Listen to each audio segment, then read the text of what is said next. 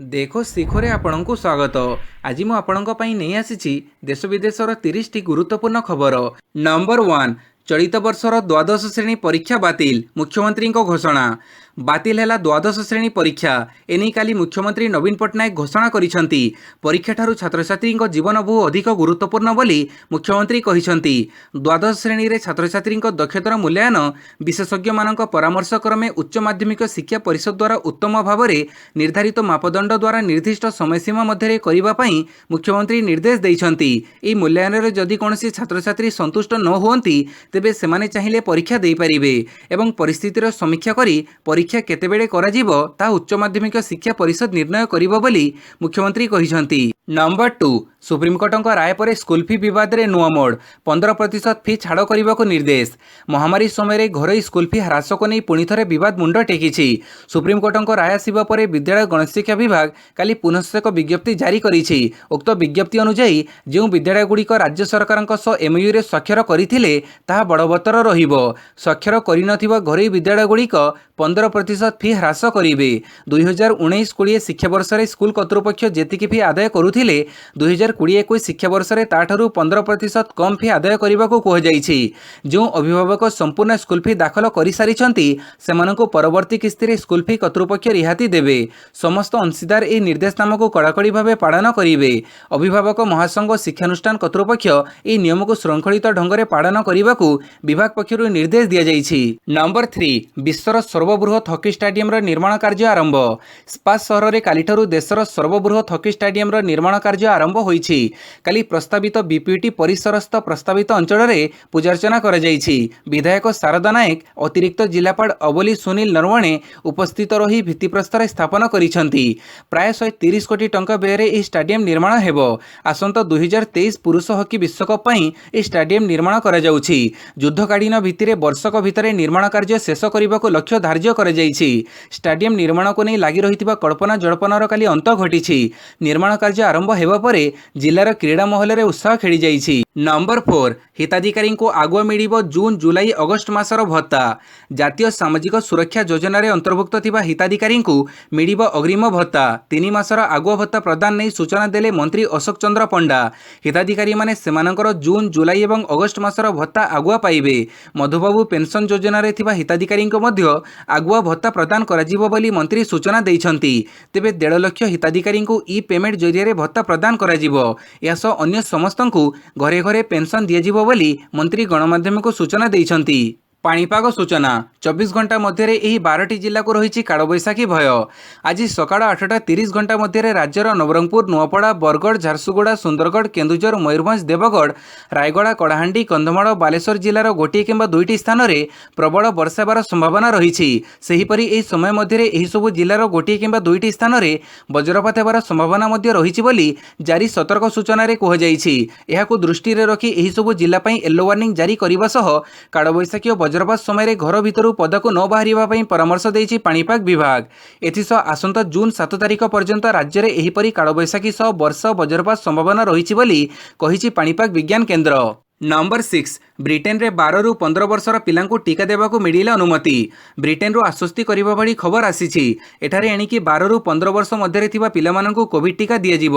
Pfizer Biotech ପ୍ରସ୍ତୁତ କରିଥିବା Covid ଟିକା ପ୍ରାପ୍ତ ବୟସ୍କଙ୍କ ଭଳି 12ରୁ 15 ବର୍ଷ ବୟସ ମଧ୍ୟରେ ଥିବା ପିଲାମାନଙ୍କୁ ଦେବା ପାଇଁ ବ୍ରିଟେନର ମେଡିକାଲ ରେଗୁଲେଟର ଅନୁମତି ଦେଇଛି।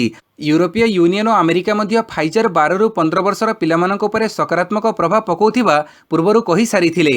Medicines and healthcare products regulatory ଏଜେନ୍ସିର ମୁଖ୍ୟ ଜୁନ୍ ରାଇନେ କହିଛନ୍ତି, ଆମେ ବେଶ୍ ସତର୍କତାର ସହ 12ରୁ 15 ବର୍ଷର ପିଲାଙ୍କ ଉପରେ ହୋଇଥିବା କ୍ଲିନିକାଲ ଟ୍ରାଏଲର ତଥ୍ୟକୁ ତର୍ଜମା କରିଛୁ। ଏହି ଟ୍ରାଏଲରୁ ସ୍ପଷ୍ଟ ହୋଇଛି ଯେ ଫାଇଜର ବାୟୋଟେକ୍ ପ୍ରସ୍ତୁତ କରିଥିବା ଟିକା ଛୋଟ ପିଲାଙ୍କ ପାଇଁ ସମ୍ପୂର୍ଣ୍ଣ ସୁରକ୍ଷିତ। ନମ୍ବର 7, କୋଭିଡ ଟିକାର ଗ୍ଲୋବାଲ ଟେଣ୍ଡର, 9ରେ ଖୋଲିବ ପ୍ରାଇସ୍ ବିଡ୍। 18ରୁ 44 ବର୍ଷ ବୟସ୍କଙ୍କୁ ମାଗଣାରେ ଟିକାକରଣ କରିବା ପାଇଁ ରାଜ୍ୟ ସରକାର ଡାକିଥିବା ଗ୍ଲୋବାଲ ଟେଣ୍ଡର ପ୍ରାଇସ୍ ବିଡ୍ ଆସନ୍ତା 9 ତାରିଖରେ ଖୋଲାଯିବ। କାଲି ଏହି ଗ୍ଲୋବାଲ ଟେଣ୍ଡର ପାଇଁ ବିଡ୍ ଦାଖଲର ଶେଷ ଦିନ ଥିବାବେଳେ 2ଟି ସଂସ୍ଥା ଏଥିରେ ଅଂଶଗ୍ରହଣ କରିଛନ୍ତି। ରାଜ୍ୟ ସରକାର ଏବେ କୋଭିଡ ଟିକା ପାଇଁ କେନ୍ଦ୍ର ସରକାରଙ୍କୁ ଅନୁରୋଧ କରିଥିବା ବେଳେ କାଲି ଶେଷ ଦିନରେ କୋଭିଡ ଟିକା ନିମନ୍ତେ ଗ୍ଲୋବାଲ ଟେଣ୍ଡରରେ 2ଟି ସଂସ୍ଥା ଅଂଶଗ୍ରହଣ କରିଛନ୍ତି। ଏ ସମ୍ପର୍କରେ ରାଜ୍ୟ ସ୍ୱାସ୍ଥ୍ୟ ବିଭାଗର ଅତିରିକ୍ତ ମୁଖ୍ୟ ସଚିବ ପ୍ରଦୀପ୍ତ କୁମାର ମହାପାତ୍ର ସୂଚନା ଦେଇ କହିଛନ୍ତି ଯେ 2ଟି ସଂସ୍ଥାର ଆବେଦନକୁ ଗ୍ରହଣ କରାଯାଇଛି। ଏହି 2 ଆବେଦନକାରୀ ସଂସ୍ଥାର ମୂଲ୍ୟାଙ୍କନ କରାଯାଉଛି।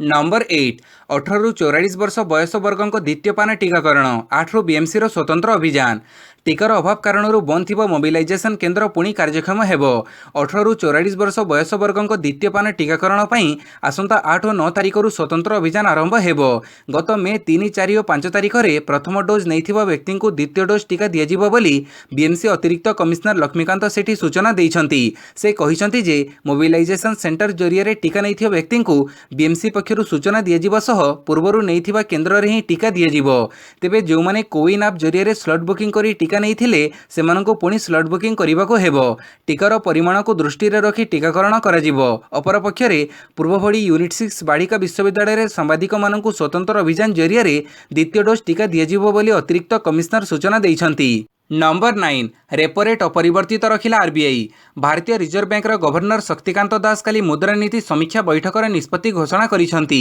आरबीआई मुद्रानीति समीक्षा बैठक में कौन पॉलिसी रे परिवर्तन करना अर्थात रेपो एवं रिभर्स रेपो रेट को अपरिवर्तित रखी आरबीआई रेपो रेट पूर्व 4% थिबा बेले रिभर्स रेपो रेट 3.35% रही मार्जिनाल स्टैंडिंग फैसिलिटी रेट 4.25% रखी अपरिवर्तित रखी आरबीआई अर्थात लोकों ईएमआई किंबा ऋण हार पूर्व भली रहिबो एथिरे कोनोसी परिवर्तन हेबो नाही एथिसह शक्तिकांत दास कहिसंती 2021 आर्थिक वर्ष रे अभिवृद्धि हार -7.3 रहिथिला नंबर 10 नुआ शिक्षा नीति कोडिंग और डाटा साइंस पाठ्यक्रम रे शामिल सीबीएसई स्कूल गुड़िक खूब शीघ्र आरंभ होगा जाऊँगी नुआ शिक्षा वर्ष आरंभ होगा पूर्व सरकार नुआ शिक्षा नीति अनुजाई एणिकी सीबीएसई स्कूल रे कोडिंग और डाटा साइंस पाठ्यक्रम सामिल होईछि केंद्र शिक्षा मंत्री रमेश पोखरियाल निशंक कहिसंती माइक्रोसॉफ्ट सह मिसी भारत सरकार एही कोडिंग और डाटा साइंस पाठ्यक्रम को आनिछंती सीबीएसई कहिछि जे स्टैंडर्ड 6 ରୁ 8 जाए 12 घंटिया स्किल मॉड्यूल भाव में कोडिंग अंतर्भुक्त कराजिवो यह पिलामानकर युक्तियुक्त भाव में चिंता करिवार क्षमता वृद्धि करिवो से आर्टिफिशियल इंटेलिजेंस विषय जानिबाको अधिक समर्थ हेबे डाटा साइंस विषय स्टैंडर्ड 8 ରୁ 12 घंटार स्किल मॉड्यूल भाव में अंतर्भुक्त होइथिबा बेले यह एकादश और द्वादश श्रेणी रे एक स्किल पाठ्यक्रम भाव में अंतर्भुक्त हेबो नंबर 11 सोरिष तेल पर आगकू पुणी डाली दर बढ़िबा आशंका पेट्रोल डीजेल सोरिष तेल आदिर दर एवं महंगा रही महामारी बेले देशर आर्थिक स्थिति खराब हो जाइथिबा बेले डालीर दाम मध्य आगामी दिन में आहुरी बढ़िबार आशंका रही महामारी पई डाली जातीय शस्य अमल कमिबार संभावना थिबारु एपरी हेबो चाहिदा तुलन में जदि देश में डालीर आवश्यकता कम रहिबो ताहेले डालीर मूल्य बढ़िबो बोली आकलन करा जाउछि सूचनायोग्य डाली को केंद्र सरकार अत्यावश्यक सामग्री आईन रु बाद देबा परे मध्य डालीर दाम पूर्व तुलन में बढ़ी चली एबे हरड़ डाली किलो पिछा 110 टंका रही नंबर 12 भारतीय भिसा अवधि अगस्ट 31 जाए वृद्धि भारत भिसा अवधि को आसंता अगस्ट 31 पर्यंत वृद्धि करिछि महामारी जोगु स्वाभाविक होइनाही विमान सेवा तेणु संपृक्त भारतीय भिसाधारी अथवा निर्दिष्ट अधिक समय रहिबाको आवेदन करिथिबा विदेशी मानक भिसा मियाद को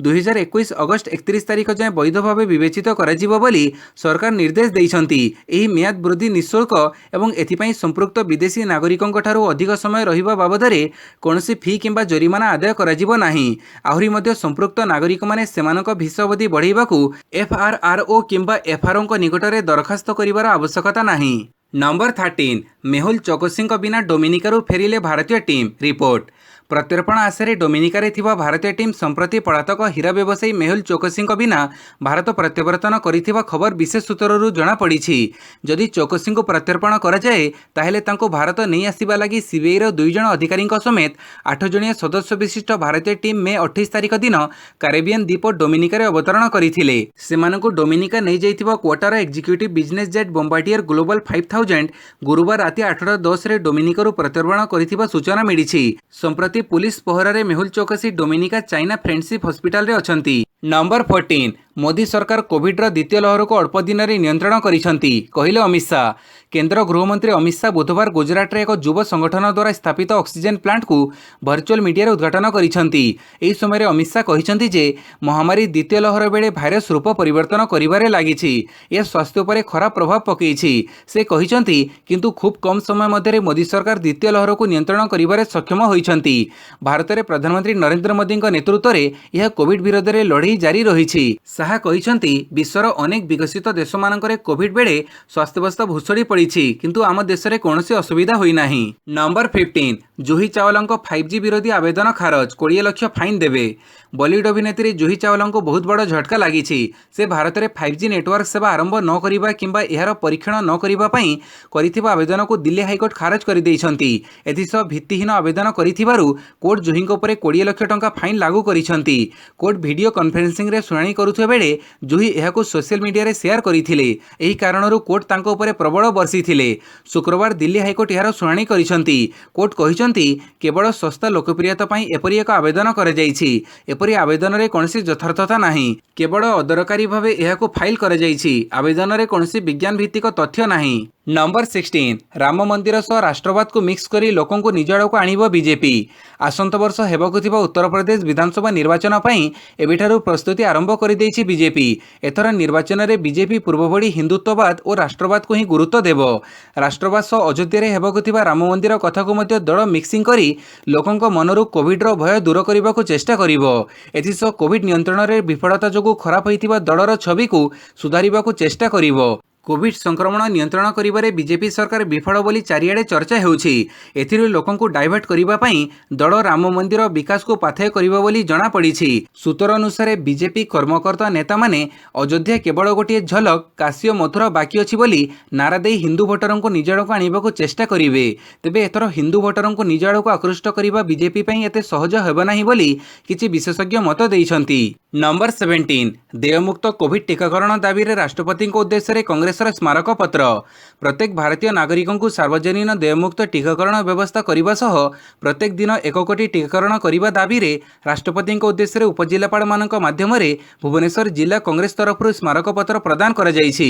ଭୁବନେଶ୍ୱର ଜିଲ୍ଲା କଂଗ୍ରେସ ସଭାପତି ବିଶ୍ୱଜିତ ଦାସଙ୍କ ନେତୃତ୍ୱରେ ଏକ 15 ଜଣିଆ ପ୍ରତିନିଧି ଦଳ ଉପଜିଲ୍ଲାପାଳଙ୍କୁ ଭେଟି ରାଷ୍ଟ୍ରପତିଙ୍କ ଉଦ୍ଦେଶ୍ୟରେ ସ୍ମାରକପତ୍ର ପ୍ରଦାନ କରିଛନ୍ତି। ନମ୍ବର 18 ଏସିଆର ସର୍ବବୃହତ ବସ୍ତି ଧାରାବି ଏବେ କୋଭିଡ ମୁକ୍ତ। ଏସିଆର ସବୁଠାରୁ ବଡ଼ ବସ୍ତି ଏବେ କୋଭିଡ ମୁକ୍ତ ହୋଇଯାଇଛି। ମୁମ୍ବାଇରେ ଥିବା ଧାରାବି ବସ୍ତି ବାସିନ୍ଦା କୋଭିଡକୁ ମାତ ଦେବାରେ ସମର୍ଥ ହୋଇଛନ୍ତି। ପ୍ରଶାସନର ଯୋଜନାବଦ୍ଧ ପ୍ରୟାସ ଓ ବସ୍ତି ବାସିନ୍ଦାଙ୍କ ସହଯୋଗରୁ ଏହା ସମ୍ଭବ ହୋଇପାରିଛି। ତେବେ ଦିନେ କୋଭିଡର ହଟସ୍ପଟ୍ ଭାବେ ପରିଚିତ ଧାରାବିରେ ଗତ 3 ଦିନରେ ମାତ୍ର ଜଣେ କୋଭିଡ ଆକ୍ରାନ୍ତ ଚିହ୍ନଟ ହୋଇଛନ୍ତି। ସେହିପରି ଗତ 24 ଘଣ୍ଟା ଭିତରେ ଏଠାରେ କେହି ନୂଆ ସଂକ୍ରମିତ ହୋଇନଥିବା ଜଣାପଡ଼ିଛି। ଧାରାବିରେ ମୋଟ ସଂକ୍ରମଣ ମାମଲା 6829 ଥିବା ବେଳେ ସେମାନଙ୍କ ଭିତରୁ 6451 ଜଣ କୋଭିଡରୁ ସୁସ୍ଥ ହୋଇଛନ୍ତି। ନମ୍ବର 19 ପଞ୍ଜାବର ଉପମୁଖ୍ୟମନ୍ତ୍ରୀ ହୋଇପାରନ୍ତି ନବଜୋତ ସିଂ ସିଦ୍ଧୁ। ପଞ୍ଜାବର ମୁଖ୍ୟମନ୍ତ୍ରୀ କ୍ୟାପ୍ଟେନ୍ ଅମରିନ୍ଦର ସିଂ ପଞ୍ଜାବ କଂଗ୍ରେସରେ ଚାଲିଥିବା ଅସନ୍ତୋଷ ମଧ୍ୟରେ ଦିଲ୍ଲୀରେ ଦଳ ଦ୍ୱାରା ଗଠିତ 3 ଜଣିଆ ପ୍ୟାନେଲକୁ ଭେଟିଛନ୍ତି। ପଞ୍ଜାବ କଂଗ୍ରେସର ନେତାଙ୍କ ମଧ୍ୟରେ ମତଭେଦ ଦୂର କରିବା ଏବଂ ସମସ୍ୟାର ସମାଧାନ ପାଇଁ ଏହି ପ୍ୟାନେଲ ଗଠନ କରାଯାଇଛି।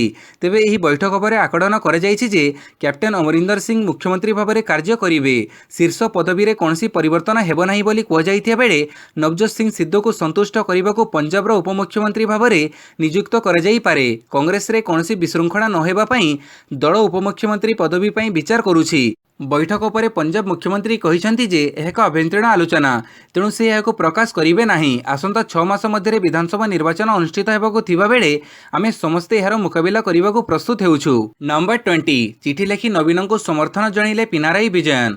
ଟିକାକରଣ ବିବାଦରେ ଓଡ଼ିଶା ମୁଖ୍ୟମନ୍ତ୍ରୀ ନବୀନ ପଟ୍ଟନାୟକଙ୍କ ଉଦ୍ୟମକୁ ସମର୍ଥନ ଜଣାଇଛନ୍ତି କେରଳ ମୁଖ୍ୟମନ୍ତ୍ରୀ ପିନାରାଇ ବିଜୟନ୍। ଚିଠି ଲେଖି ନବୀନଙ୍କ ଦାବିକୁ ସମର୍ଥନ ଜଣାଇଛନ୍ତି କେରଳ ମୁଖ୍ୟମନ୍ତ୍ରୀ।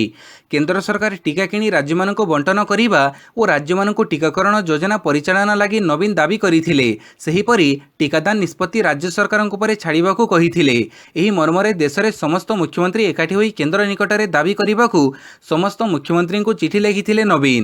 ନମ୍ବର 21 କେନ୍ଦ୍ର ନାଁରେ ପୁଣି ଏକ ଅଭିଯୋଗ ଆଣିଲେ ଚାଷୀ ନେତା ରାକେଶ ଟିକାୟତ। କେନ୍ଦ୍ରର 3 କୃଷି ଆଇନକୁ ବିରୋଧ କରି 6 ମାସରୁ ଅଧିକ ଦିନ ହେବ ଦିଲ୍ଲୀ ସୀମାରେ ଆନ୍ଦୋଳନରେ ବସିଛନ୍ତି ଆନ୍ଦୋଳନରତ ଚାଷୀ। ଏହାରି ଭିତରେ ଭାରତ କିଷାନ ୟୁନିୟନର ନେତା ରାକେଶ ଟିକାୟତ ଅଭିଯୋଗ କରିଛନ୍ତି ଯେ କେନ୍ଦ୍ର ସରକାର ଚାଷୀ ଆନ୍ଦୋଳନକୁ ଦିଲ୍ଲୀ ସୀମାରୁ ହଟେଇ ହରିୟାଣାର ଜିନ୍ଦକୁ ସ୍ଥାନାନ୍ତର କରିବାକୁ ଚାହୁଁଛନ୍ତି। ଏହାକୁ ନେଇ ରାକେଶ ଟିକାୟତ ଅସନ୍ତୋଷ ପ୍ରକାଶ କରିଛନ୍ତି। କେନ୍ଦ୍ରର ଏହି ଇଚ୍ଛାକୁ ତାଙ୍କ ନେତୃତ୍ୱାଧୀନ ଆନ୍ଦୋଳନ ପୂରଣ ହେବାକୁ ଦେବନି ବୋଲି ସେ କହିଛନ୍ତି। ତେବେ ହରିୟାଣା ତଥା ଅନ୍ୟାନ୍ୟ ସ୍ଥାନର ଟୋଲ୍ ପ୍ଲାଜାରେ କୃଷି ଆଇନ ବିରୋଧରେ ଆନ୍ଦୋଳନ ପୂର୍ବପରି ଜାରି ରହିବ ବୋଲି ସେ କହିଛନ୍ତି। ଏହା ପୂର୍ବରୁ ଚାଷୀଙ୍କ ସଭାକୁ ସମ୍ବୋଧନ କରିବା ବେଳେ ସେ କହିଥିଲେ ଚାଷୀଙ୍କ ଦାବି ପୂରଣ ନ ହେବା ପର୍ଯ୍ୟନ୍ତ ଏହି ପ୍ରତିବାଦ ଜାରି ରହିବ। ଏବେ ଟିକିରି, ସିଙ୍ଗୁ, ଗାଜିଆବାଦ ଠାରୁ ଦିଲ୍ଲୀ ସୀମାବର୍ତ୍ତୀ ସ୍ଥାନରେ ଚାଷୀଙ୍କ ପ୍ରଦର୍ଶନ ଚାଲିଛି। नंबर 22 राज्य में 7,729 जन पॉजिटिव चिन्हट। गत 24 घंटा मध्य राज्य में 7,729 जन पॉजिटिव चिन्हट होती। खोर्धा जिलूर सर्वाधिक 1062, अनुगुल 449, बालेश्वर 426, बरगढ़ 199, भद्रक 287, बलांगीर 61, बौद्ध 128, कटक 720, देवगढ़ 72, ढेंकानाल 252, गजपति 68, गंजाम 153, जगतसिंहपुर 255, जाजपुर 388, झारसुगुड़ा 71, कलाहांडी 167, कंधमाल 52, केन्द्रापड़ा 223, केउझर 166, खोर्धारू 1062, कोरापुट 185, मालकानगिरी 104, मयूरभंज 444, नवरंगपुर 219, नयगढ़ 219, नुआपड़ा 48, पुरी 333, रायगढ़ 310, संबलपुर 161, सोनपुर 61 और सुंदरगढ़ 270 पॉजिटिव चिन्हट होती। नंबर 23 प्रथम थर पर लैब रे प्रस्तुत है माँ क्षीर। टेक्नोलोजी एते परिमाण में अग्रगति करिछि जे माँ क्षीर वर्तमान लैबोरेटरी अर्थात साइंस लैब रे प्रस्तुत हो पारिछि। अमेरिकार महिला वैज्ञानिक माने विश्व में प्रथम थर पर यह मिल्क प्रस्तुत करिसेंति। वैज्ञानिक माने एहाको बायोमिल्क बोली नाम देइथिबा बेले सेमाने कहिसेंति जे बायोमिल्क रे थिबा पोषक तत्वर परीक्षा मध्य करे जाइछि। मदर्स मिल्क भली बायोमिल्क रे मध्य पोषक तत्व, प्रोटीन, फैटी एसिड एवं अन्य विटामिन पर्याप्त परिमाण रे रहिछि। वैज्ञानिक माने कहिसेंति जे 3 वर्ष मध्य एही दुग्ध बाजार रे उपलब्ध हेबो। नंबर 24 सूर्य ठारू 8 गुण उत्ताप रे जळुछि चीन निर्मित कृत्रिम सूर्य। हाइड्रोजेन पोड़ी हिलियम रे परिणत हेउथिबारु सूर्यर अंतःस्थल 15 न्यू डिग्री सेल्सियस रे जळुथिबा बेले पृथ्वी पृष्ठ रे चीन निर्माण करिथिबा कृत्रिम सूर्य 120 न्यू डिग्री सेल्सियस रे जळुछि। चीन द्वारा प्रस्तुत यह कृत्रिम सूर्य बा the experimental advance superconducting tokamak EAST fusion reactor सूर्यर मध्य भागर उत्ताप ठारू 8 गुण अधिक उत्ताप रे जळुछि। 101 सेकेंड रे 120 न्यू डिग्री सेल्सियस एवं 20 सेकेंड रे 160 न्यू डिग्री सेल्सियस प्लाज्मा उत्ताप रे पहुंची ए रिएक्टर पुराना रेकर्ड भांगिबारे समर्थ होईछि। उक्त रिएक्टर सूर्य तारामानंकरे प्राकृतिक भाव घटुथिबा न्यूक्लियर फ्यूजन प्रक्रिया को नकल करी असीम अक्षय शक्ति जोगई देबा पई प्रस्तुत करा जाइथिबा कथा राष्ट्रीय गणमाध्यम ग्लोबल टाइम्स रिपोर्ट करिछि। नंबर 25 बीजेपी रे मिसिथिबा नेता बे टीएमसी को फेरिबाको विकल निष्पत्ति नेबे ममता। पश्चिमबंग विधानसभा निर्वाचन पूर्व टीएमसी छाड़ी बीजेपी रे मिसिथिबा अधिकांश नेता एवं घर बाहुड़ा पई उद्यम करुछंती। सेमाने टीएमसी रे मिसिबाको विकल हेउथिबा बेले दलर सुप्रीमो ममता बनर्जी चूड़ांत निष्पत्ति नेबे बोली जणा पड़िछि। तेबे टीएमसी सुप्रीमो किछि निर्दिष्ट नेता दल में पुनः सामिल करने को चाहूँगी कारण 2024 लोकसभा निर्वाचन बेले यार प्रभाव क्याडरंक उपरे पड़िबार संभावना रही। तेणु ममता भाविचिंती गोटी चाड़ना करुछंती। जड़े वरिष्ठ टीएमसी नेता निज ना गोपन रखी कहिसंती नेतांको घर बाहुड़ उपरे निष्पत्ति केवल टीएमसी सुप्रीमो नेबे। नंबर 26 स्पुटनिक कोविड टीका उत्पादन पर सेरम को मिला अनुमति। भारतर औषध महानियंत्रक सेरम इंस्टीट्यूट ऑफ इंडिया को रूसीय कोविड टीका स्पुटनिक भी उत्पादन पर अनुमति प्रदान करिसंती। एही टीका उत्पादन सहित ताहार जांच मानवीय परीक्षा और फलाफल विश्लेषण करा जिवो। सरकारी सूत्ररू कुहाଯାଇଛି जे हैदराबाद स्थित ही कंपनी को शुक्रवार अनुमति मिली। मस्कोर Gamaleya research institute of epidemiology and microbiology सहित मिसी सेरम एही टीका उत्पादन करिवो। नंबर 27 देश में 1,32,364 नुआ कोविड-19 संक्रमित चिन्हट। गत 24 घंटा मध्य देश में महामारी संक्रमण संख्या 1.32 लक्ष थिबा बेले मृत्यु संख्या 3000 तले रही। केंद्र स्वास्थ्य मंत्रालय तथ्य अनुसार शुक्रवार सुधा समग्र देश में 24 घंटा मध्य 1,32,364 नूतन संक्रमण और 2713 मृत्यु रेकर्ड कर। नंबर 28 घरोई हस्पिटाल को टीका सप्लाय निष्पत्ति प्रत्याहार कले सरकार। वाद विवाद पर पंजाब सरकार घरोई हस्पिटाल को टीका सप्लाय करने को देइथिबा निष्पत्ति को प्रत्याहार करिसंती। 18 ରୁ 44 वर्षर लोकंक टीकाकरण पर पंजाब सरकार वन टाइम लिमिटेड कोविड टीका घरोई हस्पिटाल को जोगई देबाको निष्पत्ति नैथिले। तेबे एहाको ठीक भावे लोकमाने ग्रहण करुनथिबारु सरकार निष्पत्ति प्रत्याहार करिथिबा कथा कहिसंती। कोविड टीकाकरणर इंचार्ज विकास गर्ग एथिपई एक विज्ञप्ति प्रकाश करिसंती। से कहिसंती पूर्व निष्पत्ति प्रत्याहार सह सरकार समस्त घरोई हस्पिटाल गुडी को सेमानक पाखरे थिबा कोविड डोज गुडी तुरंत फेरिबाको निर्देश दैछंती। नंबर 29 केन्द्रापड़ा जिलापाल को हाइकोर्टଙ୍କ निर्देश। बेआईन चिंगुड़ी घेरी रे हेबो सैटेलाइट सर्वे। बेआईन चिंगुड़ी घेरी जोगो भितरकनिकार जैव विविधता विपदरे यह चिंगुड़ी घेरी उच्छेद पर हाइकोर्टଙ୍କ स्पष्ट निर्देश रही। प्रतिवर्ष जिला प्रशासन और वन विभाग पक्षर चिंगुड़ी घेरी उच्छेद कर कोर्ट को तथ्य दि जाउछि। मात्र लोक देखाणिया उच्छेद कर कोर्ट को भुआ बोला जाउछि। ए वर्ष प्रशासन पक्षर जो चिंगुड़ी घेरी गुड़ी को उच्छेद कर दर्शा जाइछि सेगुड़िक चालुथिबा नै आमिकस क्यूरी हाइकोर्ट रे फोटोचित्र दाखल करथिले। केन्द्रापड़ा जिले में समस्त चिंगुड़ी घेरी सैटेलाइट माध्यम चिन्हट करने कार्यानुष्ठान ନେବାକୁ କେନ୍ଦ୍ରାପଡ଼ା ଜିଲ୍ଲାପାଳଙ୍କୁ ନିର୍ଦ୍ଦେଶ ଦେଇଛନ୍ତି।